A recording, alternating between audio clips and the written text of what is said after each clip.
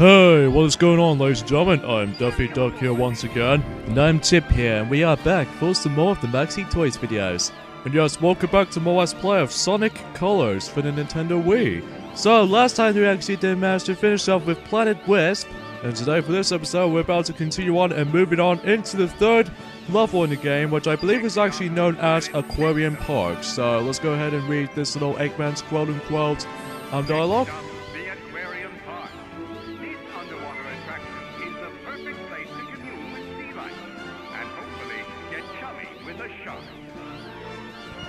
Now, unlike in any other levels in the entire game, that I really don't think Aquarium Park is going to introduce even more new wisps. So even then, it's just basically just those 6 acts and a boss battle. So even then, there's not much anything new to be surprised. So, as far as I can tell, from Aquarium Park, it's basically a combination of, it does sort of reminds me of almost relatable to accurately Tune-On from Sonic Unleashed, while at the same time it does add in water elements to the mix. So, as you expected, that we don't want to actually just get into the water because we'll automatically die after we actually dive in underwater, so we have to watch out for that. So, just like it does in Sonic Unleashed, basically. So, oh, by the way, I actually really enjoyed this little theme music has been going on right there, the Act 1 variation of Aquarium Park, because it feels remarkably catchy. So even then though, yeah. So there's the first red star ranges from here, and also the laser wisp that we can actually instantly manage to get. But even then though, I might as well just have to save the laser power up until using that until we get into later. But first, just gonna have to do some quite a bit of platforming action in addition to shoving these little metal crates. In order to perform it though, is the fact that you need, once you go near to it, you must be sure you must press the boost button until you actually just manage to shove the metal crate until you actually proceed forward. So, as far as memories goes, that's all there is to say. So yeah, a few things I want to mention about this is that recently today was actually informed of the 25th of June in 2017. So even then though, I'm assuming that I was quite surprised actually, is that we pretty much almost nearly done with June. And as a result though, however, though, we're actually pretty much going to be moving on into the last month of, or in this case, the next month, which should be July. So even then though, that things going to get a little bit more interesting, to say much of that. So, yeah, I digress. So let's go ahead and just get on with this little slow elevation type of section right there. So even then, it automatically goes down.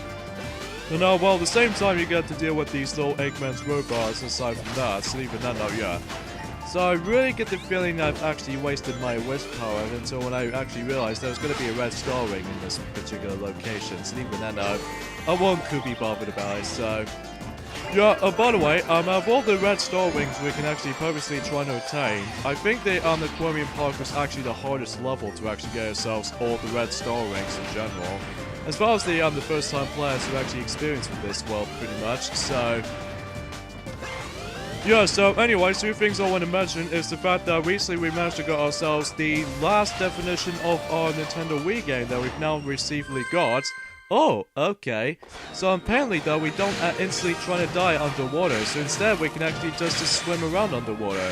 But even though, we'll discuss more into that as soon as we actually get into Act 3, because right at the moment, we're not going to be in the underwater segment in Act 2, because I believe we're going on to the 2D section, so mostly entirely in 2D. So anyway, before we actually discuss about that, however, though, let's discuss on some other things where we actually did manage to do it. Recently, we managed to get ourselves yet another Nintendo Wii title, which is the form of Metroid Prime 3 Corruption for the Nintendo Wii. Now, the reason why we just buy that is because, obviously, there's going to be 3 things actually. First things first is that recently it was now the 10th anniversary of Metroid Prime 3 for the Nintendo Wii. It's been recently released since 2007. And also, since recently that in E3 2017, they've recently announced Metroid Prime 4 coming out to Nintendo Switch. So that's a perfect timing that we can actually just manage to buy that game. And also the final thing before we actually discuss on certain stuff is the fact that we like to actually tackle through every single Metroid series game in our own time. Mainly due to obviously the celebration of Metroid Samus Returns on the Nintendo 3DS, and also Metroid Prime 4 from the Nintendo Switch. So, even then though, that since we got the third game in the series of Metroid Prime series, the only ones we need to get is Metroid Prime 1 and Metroid Prime 2 for the GameCube and Federation Force for the 3DS. Well, despite the Federation Force is definitely is the black sheep of the series, of the Metroid Prime series, but even then, we're just mostly trying to get it because of curiosity's sake. But even then, we already got ourselves Metroid Prime Hunters from the Nintendo DS, kind of think about it. But even then, we need to give that game a shot. So yeah, I think there's gonna be quite a few Metroid games that we need to try to get next. I believe the next 2D ones is gonna be involving through obviously Metroid Fusion and Metroid Zero Mission, so that we can actually just purposely try to complete those two as soon as we actually get even a lot more cash to the mix. So anyway, now we move on to Act 3, where we're basically going to be swimming underwater. Yes, I said swimming is because obviously, unlike how it does in any other Sonic games, is that you instantly trying to actually like get out of the water, so just in case you're unable to run out of air. Well, thankfully, in these color powers, most likely, as you can see, you don't instantly die by this little drowning moment, and if you actually use the Wisp power. So even then though, that's easily the most recommendable thing if you're actually trying to survive underwater. And at the same time, although you're still able to actually retain yourself some air bubbles every once in a while until you actually survive underwater, but at least thankfully though, it does have this one unique ability to it, and that was in form of, you know, the double jump that we already sort of discussing that during at the beginning of the Let's Play. Well, simply it's actually pressing the jump button twice. However, though, this time around though, in this game, or in this case, in this particular level though, however, though, you can actually jump almost everywhere in the underwater. Like, you can simply, well, technically, that Sonic can technically swim without even some sort of a life jacket. Well, technically Sonic already does that in the Olympic Games series, most notably the Summer Olympics, since the swimming events. Yeah, I think that's sort of how this usually gets with. And I believe before we actually proceed, there's actually yet another red star ring. I believe for the most part, for some of these red star rings, as you can clearly see, we actually did manage to collect 2 so far. What that does is that it will basically most likely focus on just dodging a lot of spike balls to the mix. So, as you can clearly see, that Chip was actually concentrating on this part, because I'm assuming if you get hit by this part, then I'm pretty sure you get a knockback, and also you won't able to get a chance to get that red star ring. So it's like a 1%. In this case, just only one chance while getting that red star ring. So, if you get hit by that spike balls, however though, then obviously too bad for you. So, but hey, at least it's entirely optional, so even then though, as far as the Wii version is concerned. And also same goes to the Nintendo DS version as well. Oh, by the way, for the Nintendo DS version, although you still retain yourselves the 5 red star rings as far as the red star rings collectible wise. However though, is that the DS version actually introduced the mission structure as well. Every time when you actually finish both Act 1 and Act 2 at the entire zone. So, let's say take for instance in Tropical Resort for example, if you manage to complete both acts in that world, then you're able to actually play for those sorts of missions. And by the way, for the missions count though, however though, if you're actually just trying to get these red star rings entirely, there are only a grand total of only 2 of them. That's only because these mission stages are basically the mini versions of the stages themselves. So, now for Act 4. I wonder what Act 4 can actually lead us to. Oh yeah, in this beginning part, you can actually have yourselves 2 different choices you want to go to. Number 1, you can either go onto this normal route, which if you actually get launched onto the spring, what that does is that it will actually allows you to actually just to get away from this giant robot, which we won't able to see it until when we actually get into the end of Act 4. But if you go onto the left side of this level though, at least at the beginning part of this level, you can actually just go underwater and explore underwater for a few seconds. However, as I mentioned earlier, you don't want to stand on the underwater for too long, unless if you use the drill wisp, that's actually a lifesaver, because even then, that if you actually use that, then you won't able to actually be completely vulnerable to drowning. So, similar to how it does in Sonic Lost World for the Nintendo Wii U. Well, technically that in Sonic Lost World for the Wii U, when it comes to using the drill wisp in Tropical Coast in Zone 1, that you don't usually use the drill wisp that much. But Aside from that, only on the 3DS version most likely, you have to get used to with, you have to specifically use the Drill Wisp in order to actually survive. Specifically in, I wonder what axis it was actually on. I'm pretty sure it's actually in Zone 3, as far as I'm concerned with that department, so yeah, I get the feeling from that part as well. So, anyways, let's go ahead and just, ah, shoot. I can't believe we got hit that right there. That's a little bit too lame. So, anyway though, yeah, I guess that's all I can really say about this part today, folks. It's just basically, although besides the fact that we only got 5 more days to go until Crash Bandicoot Insane Trilogy for the PlayStation 4 should be released by now. So even then though, still, we're looking forward until that game is going to come around, so... And also, I'm mainly looking forward until Mega Man Legacy Collection 2, when that game all comes out. Specifically, when we're trying to play through Mega Man 7 for the PlayStation 4. But even then, we already got that on the Super Nintendo on the eShop download version on the Nintendo Wii U. But at least we can actually finally get our hands on Mega Man 8 for the very first time. So I've heard they actually got released the gameplay footage of both Mega Man 7, Mega Man 8, Mega Man 9, and Mega Man 10. Sorry for a little bit of a tongue twister right there, or in this case my throat is actually a little bit too dried up right I thought a moment ago. Really do apologize for that, folks. So yeah, they managed to showcase off all 4 of those games in Mega Man Legacy Collection 2. So even then though, that I don't know how much does it cost on the digital download, but even then we'll have to find out and wait and see what happens.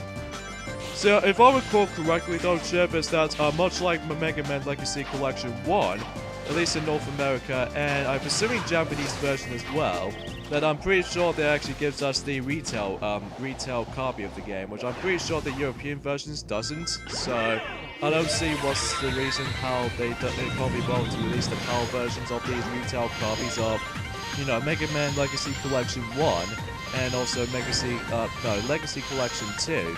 Which I don't know why. But anyway, if you go onto this specific pathway right there, then I'm pretty sure it actually leads you to nothing else. So even then, there's not much anything else to be had here. So, unless there's actually a 5th and final red star ring, which in order to do it is by if you obtain the laser wisp, then you can simply just smash these little light cubes over there, so you're able to actually obtain it. So, yeah, that was the only red star ring we can only got in this act. Alright, so here we go in this last section in Act 4, where we're going to be chasing by this little, lobster robot, where what he does is that he just does like a little bit of a fist punch. If you go further away from him, then sometimes you actually do this laser attack, which, by the way, you have to do a quick steps, by the way, because if you do, then you're able to actually dodge those quick, these lasers quite easily and fast, so... Yeah, I usually get frustrated with this part for some reason whenever I first time playing through the game, but it turns out in order to actually just to make this part so easy, is the fact that I highly suggest you actually boost wisely, because if you use the boost button too much, then you instantly manage to get yourself pump slap into your face onto this little fist attack punch, and there's no way you can actually survive from this particular section. So yeah, that's the advice you might should able to notice by that one point. So let's see what rank we got. Yet again, we got an A rank. So that was 4 A ranks in a row in this zone so far, which is kind of odd because we haven't exactly got every single S ranks in one particular act so far. Sorry for this little cough ring right there because I had something stuck in my throat. I really do apologize for that again. So anyways, now for Act 5, and I believe in this level right there, I don't think we can actually use those specific wisps.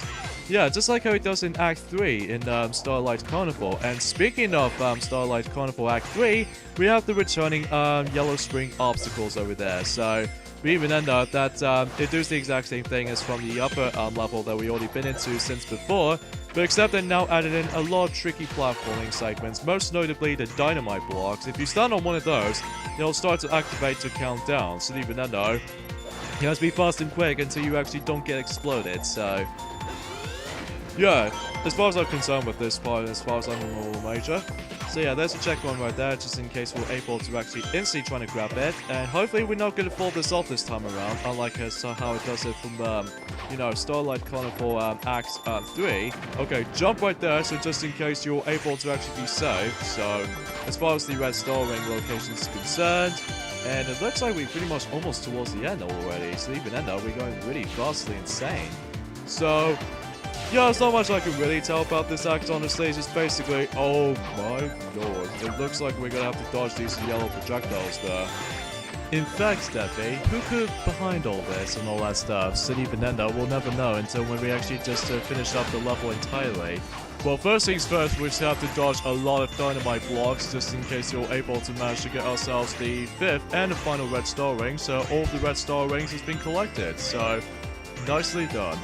So anyways, who did just shoot down? Oh my goodness, we have to dodge a lot of these yellow projectiles right there. So even then, we'll just see what happens if we actually decide to go ring. How could you? You're supposed to be our friend. Yeah, after all this time, you're actually trying to kill us, but seriously? Yeah, I can't believe that Goring is almost gonna kill us. Oh jeez, I wonder who might have actually just behind all this all of a sudden for all this entire time. Well, at least granted that the Goring that did manage to almost kill us there and almost towards the end.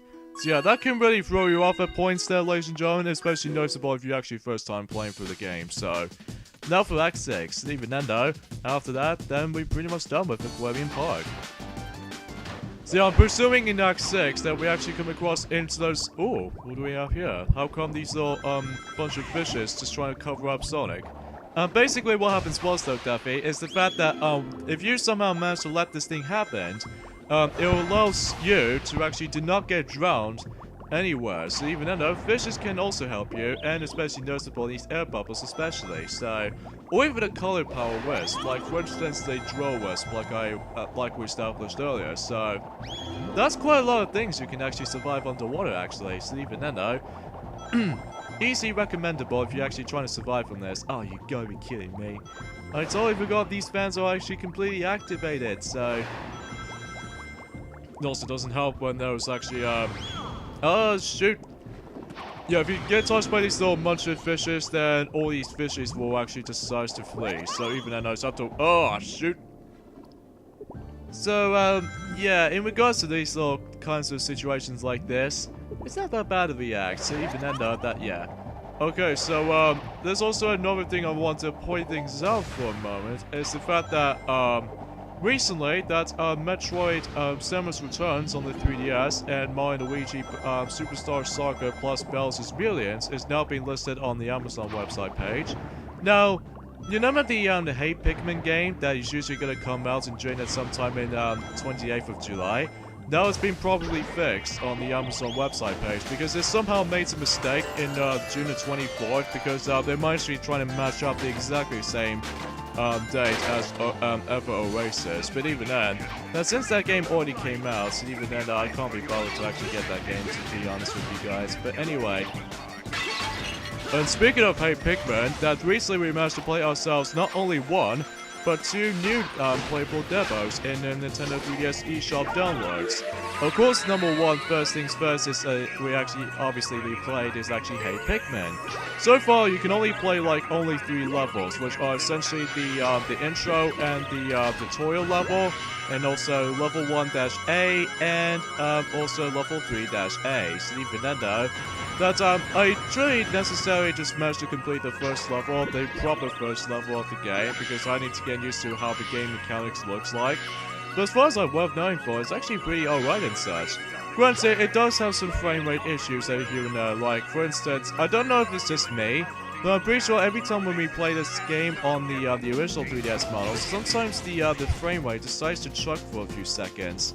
And then as a result though, I really don't know if the new Nintendo 3DS / Nintendo 2DS did manage to run like 60 frames per second or something. But even then though, we'll never know until we actually research on that. And so, we'll discuss more into these little kinds of stuff as soon as we actually research on it properly. So, anyway, so here we go with the abundance, crowded with enemies right there. Most notably these little crabbed enemies right there. So, let's see if we can actually just homing attack onto this water fountain right there so we can instantly try and attack these robots. So, everything should be good to go for these parts. Oh, no. Oh, great, we don't have any rings. We need some more rings before we lose alive. Well, it doesn't mean by much though, because we only got about 55 extra lives at this point, and even then though, but we still got plenty of them left. So, you can barely almost die in about a couple of seconds worth going for, and plus it's really hard to get a game over from, because again, that this game is really generous with extra lives, as well as we already established that like dozens amount of times, so I believe the goal ring is going to be over towards here. Now before we do this actually, there's going to be the 5th and final red ring somewhere around here, in fact we got it. But sadly we lost all of our rings due to the fact the explosions did manage to screw us over. So unfortunately it's not much anything score based, and even then we've pretty much almost gone through S rank. So how much A ranks we got so far? I'm pretty sure all 6 in a row, so there could be a 7th in a row until we actually get into the boss battle itself. It could be one day. But anyway, speaking of the boss battle, time for boss time. Man, running past all those fish put me in the mood for sushi. I doubt Eggman had the decency to put a good sushi joint in this park. Remember, ladies and gentlemen, try the newest dining experience here at Eggman's incredible interstellar amusement park, the bucket of sushi. Now with fish. Ugh, like I was saying.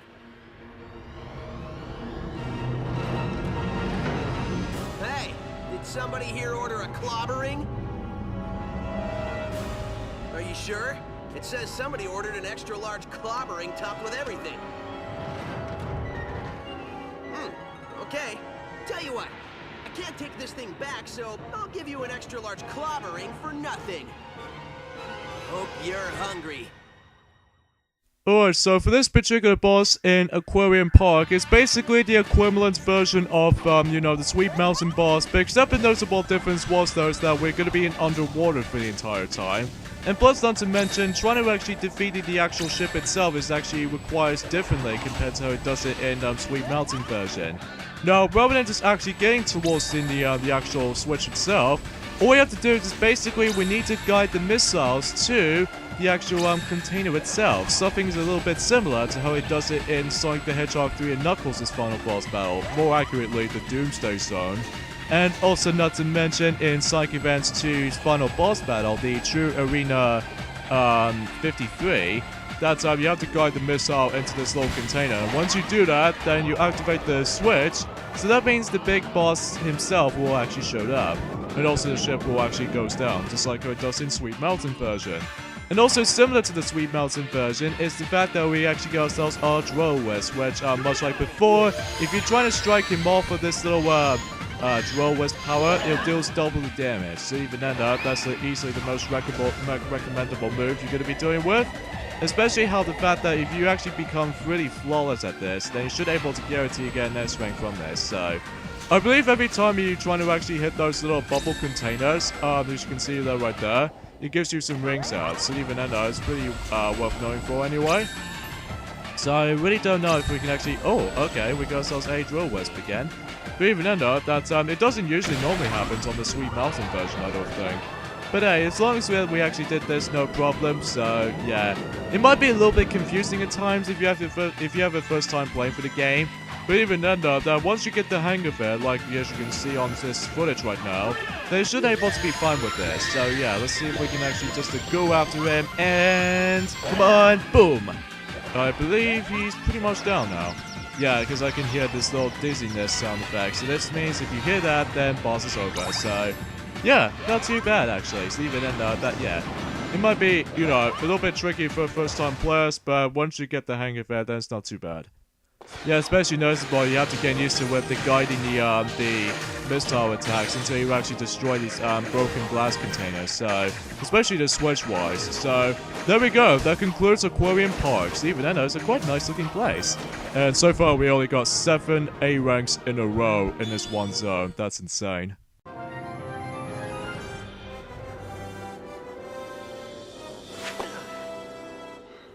Great job, Sonic. You know me. I aim to please. Well, I'm totally pleased, and a little nauseous. I grabbed a bite at the bucket of sushi. What's the verdict? His cruelty knows no bounds. It looks like Tails doesn't seem to really key on this little sushi right there. But anyways, let's go ahead and end things up here. So join us next time on Let's Play Sonic Colors for the Nintendo Wii. It's the fact that we move it on into the 6th level, which is called Asteroid Coaster. So see you guys next time. Later, fellas. Hey, why is that coaster going again away?